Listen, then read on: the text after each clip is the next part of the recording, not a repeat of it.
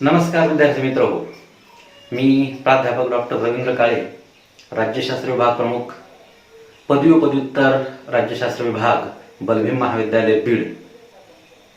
आणि आज या तिसऱ्या सत्रामध्ये MA द्वितीय वर्ष विद्यार्थ्यांचं हार्दिक स्वागत करून PSC 407 research methods in social science म्हणजे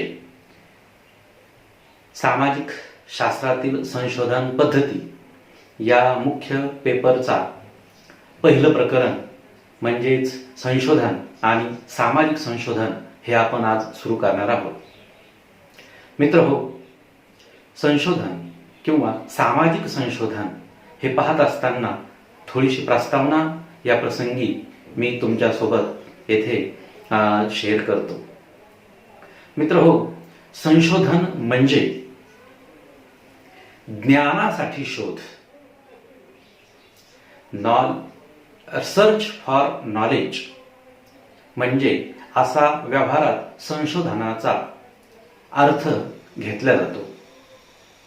मित्रहो, बौद्धिक किंवा व्यावहारिक समस्या शोधण्यासाठी आणि त्या समस्यांचे उत्तर आपल्याला काय आहेत हे तपासण्यासाठी संशोधनाचा आधार घेतला जातो. विविध क्षेत्रातील बौद्धिक आणि व्यावहारिक समस्यांची उत्तरे शोधण्यासाठी संशोधनाचा आधार घेतला जातो. आणि हे संशोधन की ज्यालाच आपण वैज्ञानिक संशोधनाचा आधार घेणं हा संशोधनाचा मुख्य उद्देश आणि जाणीवपूर्वक प्रयत्न असतो. वेबस्टरच्या आंतरराष्ट्रीय शब्दकोशामध्ये संशोधनाचा अर्थ पुढील प्रमाणे सांगितलेला आहे.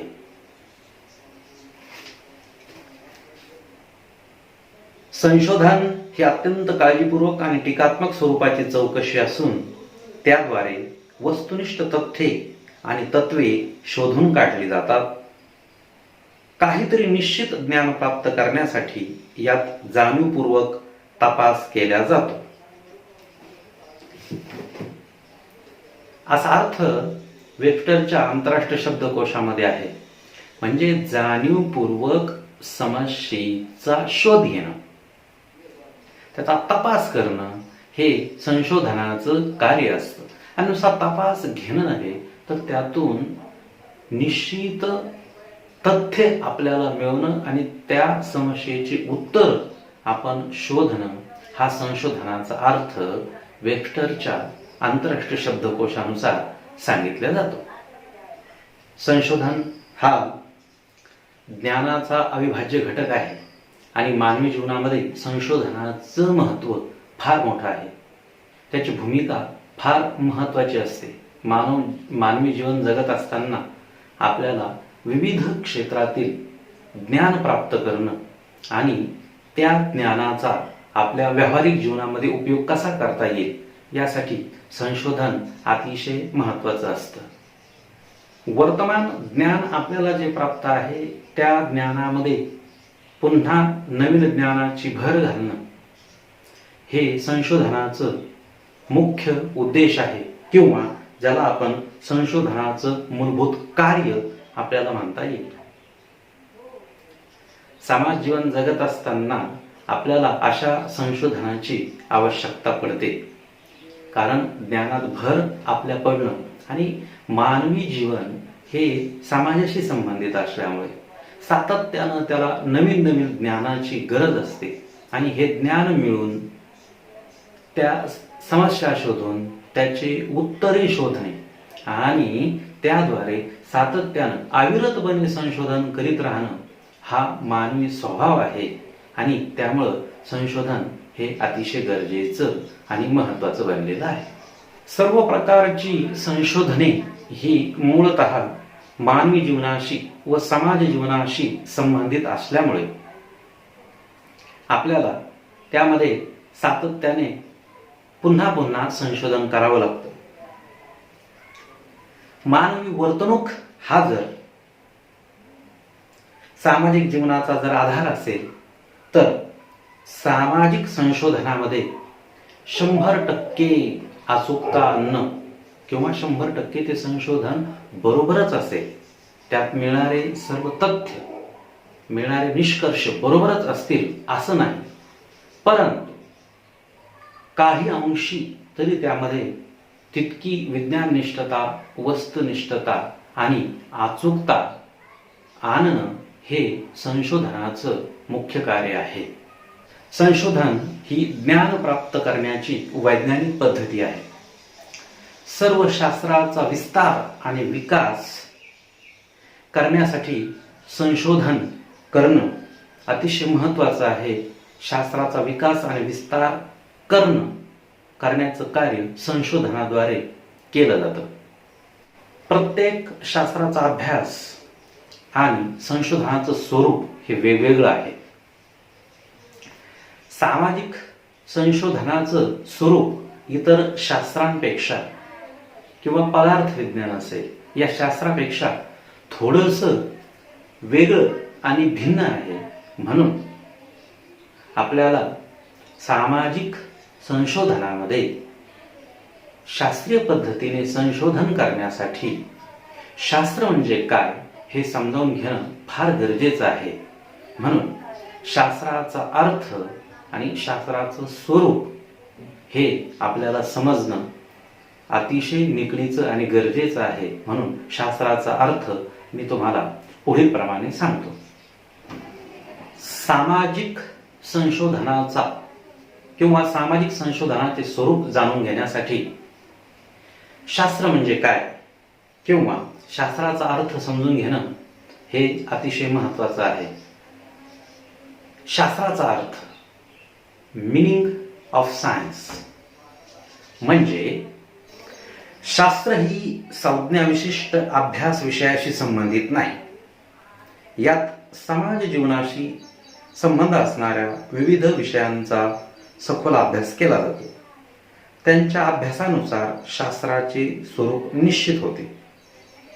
जसं कुटुंब व्यवस्था, राजकीय व्यवहार, आर्थिक प्रयत्न, प्रकाश, रसायने, व्यवस्थापन हे अभ्यास विषय असणाऱ्यांना अनुक्रमे अर्थशास्त्र, समाजशास्त्र, राज्यशास्त्र, भौतिकशास्त्र, रसायनशास्त्र, वाणिज्यशास्त्र आणि व्यवस्थापन शास्त्र असे म्हणतात. परंतु संगीत, क्रीडा, चित्रकला, हस्तकला हे सुद्धा शास्त्रे असली तरी प्रामुख्याने त्या कला म्हणून ओळखल्या जातात. कारण कलेमध्ये प्रत्येक कलाकाराला आपल्या स्वतःचे कौशल्य दाखवण्यासाठी भरपूर वाव असतो. त्यामुळे व्यक्तिपरत्वे कलेचा आविष्कार वेगवेगळा असतो. थोडक्यात एखाद्या विषयाचा व्यवस्थाबद्ध ज्ञान समुच्चय म्हणजे शास्त्र होय, किंवा ज्ञानाची सुसंबद्ध किंवा व्यवस्थाबद्ध मांडणी म्हणजे शास्त्र होय. ही शास्त्राची व्याख्या आपल्याला इथे सांगता येते. आणि मग शास्त्र आणि कला हा विषयानुसार तो भेद कसा आहे हे देखील आपल्याला लक्षात येतो.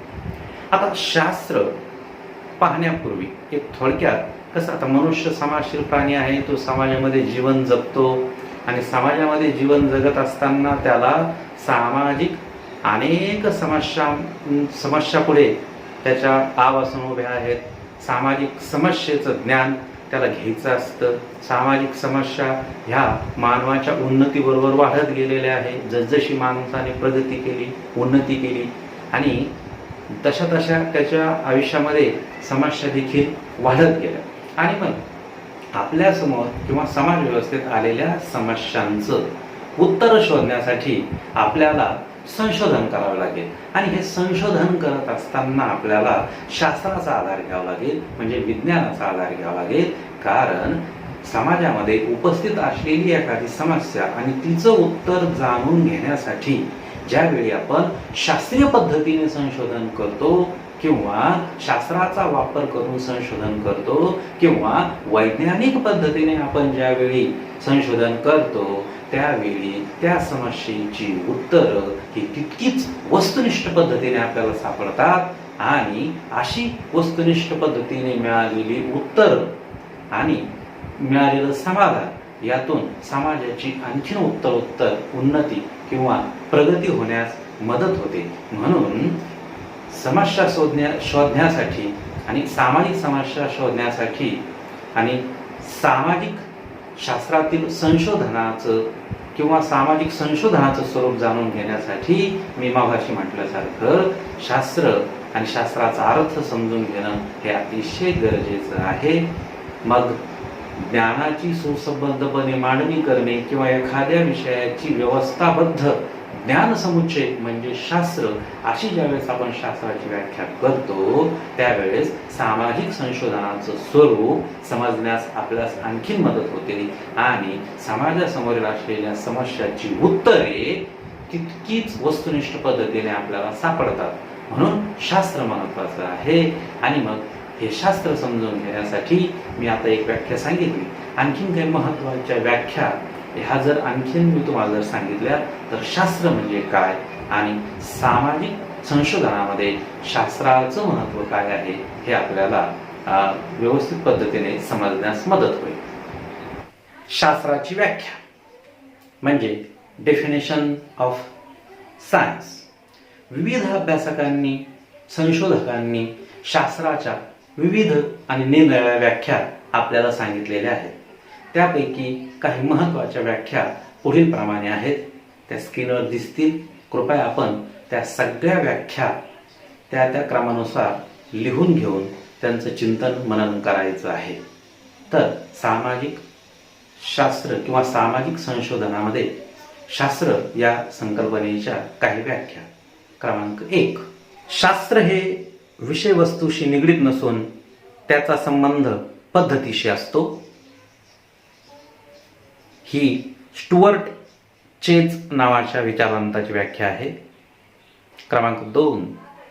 दुसरी व्याख्या तथ्यांचे परीक्षण, सत्यापन, व्याख्या, वर्गीकरण, संघटन, स्थिती, ज्ञान इत्यादी प्रक्रियांचा समावेश शास्त्रात होतो. तसेच त्यात पूर्वानुमान आणि उपयुक्तता यांचाही समावेश होतो. बर्नार्ड या विचारवंताची व्याख्या आहे. क्रमांक 3. विन्सेच आणि विन्सेच या 2 अभ्यासकांनी केलेली व्याख्या. शास्त्र किंवा विज्ञान हा केवळ ज्ञान संग्रह नसून ती एक पद्धती आहे. पुन्हा सांगतो, शास्त्र किंवा विज्ञान हा केवळ ज्ञान संग्रह नाही तर ती एक पद्धती आहे. क्रमांक 4. कार्ल पियर्सन असं म्हणतो, तथ्यांचं वर्गीकरण, त्यांचा क्रम आणि त्यांचे सापेक्ष महत्त्व शोधणे हे शास्त्राचे कार्य आहे. डॉक्टर बोधनकर, प्राध्यापक अलोनी यांनी एक सर्वसमावेशक व्याख्या शास्त्राची केलेली आहे. ते म्हणतात, सृष्टीच्या व्यवहारातील विविध घटकांचा कार्यकारण संबंध निश्चित करण्यासाठी संबंधित तथ्यांचे संकलन, वर्गीकरण आणि विश्लेषण करून सर्वसामान्य सिद्धांत प्रतिपादित करण्याचे पद्धतशीर अध्ययन म्हणजे शास्त्र होय. ही डॉक्टर बोधनकर, प्राध्यापक अलोनी यांनी केलेली अशी व्याख्या की जी मी तुमच्या समोर मांडलेली आहे. या सृष्टीमध्ये विविध किंवा एका घटकाची इतर घटकाची विविध कार्यकारण संबंध असतात आणि हे कार्यकारण संबंध स्पष्ट करण्यासाठी किंवा या कार्यकारण संबंधाची निश्चितीकरण करण्यासाठी, कार्यकारण संबंध निश्चित करण्यासाठी आपल्याला